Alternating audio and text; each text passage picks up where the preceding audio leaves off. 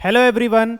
बहुत सारे बच्चों के सवाल आ रहे थे कि सर मेरी मैथ्स में कंपार्टमेंट है बट साइंस क्लियर है, तो क्या मैं पीसीबी स्ट्रीम चूज कर सकता हूँ क्लास 11th में, या अगर मुझे पीसीएम में जाना है तो मैथ साइंस दोनों की कंपार्टमेंट क्लियर करना कंपलसरी बनता है। ऐसे बहुत सारे डाउट्स आ रहे थे बच्चों के, जिनको आज मैं क्लियर कर देता हूँ।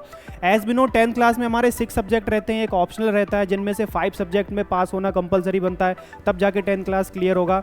ठीक है, तो बहुत सारे बच्चों को मैंने रिजल्ट ऑब्जर्व किया, उसमें देखा ज़्यादातर बच्चे मैथ्स और साइंस में फेल हो रहे हैं। मैथ्स और साइंस में ज़्यादातर बच्चों की कंपार्टमेंट आ रही है, तो अगर हमें 11th क्लास में कोई भी स्ट्रीम चूज करनी है तो कौन सी कंपार्टमेंट क्लियर करना कंपलसरी बनता है। देखो बेटा, अगर हम कॉमर्स स्ट्रीम के साथ जाना चाहते हैं, अगर हम कॉमर्स विद मैथ्स ले रहे हैं, तो बेटा मैथ्स की कंपार्टमेंट क्लियर करना कंपलसरी बनता ही बनता है। अगर हम कॉमर्स विदाउट मैथ जा रहे हैं, तो अगर हम यहाँ से मैथ साइंस किसी भी एक की कंपार्टमेंट क्लियर करके हमें कॉमर्स विदाउट मैथ स्ट्रीम मिल जाएगी। अगर हम ह्यूमैनिटीज़ के साथ जाना चाह रहे हैं, तो any one of them, maths या साइंस, किसी की भी आप कंपार्टमेंट क्लियर करके आपको ह्यूमैनिटीज़ मिल जाएगी।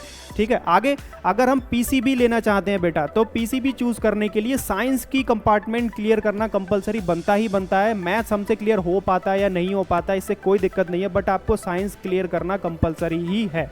आगे अगर आप पीसीएम स्ट्रीम चूज करना चाहते हो, तो बोथ मैथ और साइंस दोनों की कंपार्टमेंट आपको क्लियर करना कंपलसरी बनता ही बनता है। तो ऐसे अगर और भी कोई डाउट्स अगर आपके रह जाते हैं, तो आप नीचे कमेंट सेक्शन में आके पूछ सकते हैं।